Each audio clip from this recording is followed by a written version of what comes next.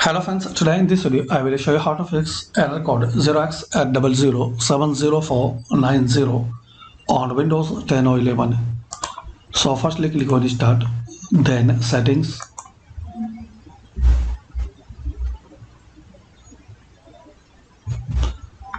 now here guys click on Troubleshoot, Other Troubleshooters, then click on Windows Update. So hopefully guys this will resolve common problems. Once this Windows Update troubleshoot complete, close it and restart. And after restart you can try second method if troubleshoot not work.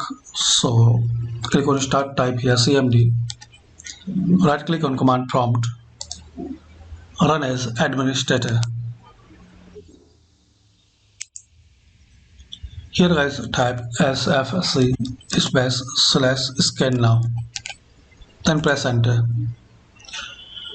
It will take guys couple of minutes, so complete this scanning, and once this scanning will complete you have to restart your PC or laptop. Hopefully guys after restart now you can fix and you can resolve error code 0x80070490 on Windows 11 or 10. Thanks for watching. Please comment this method work for you or not.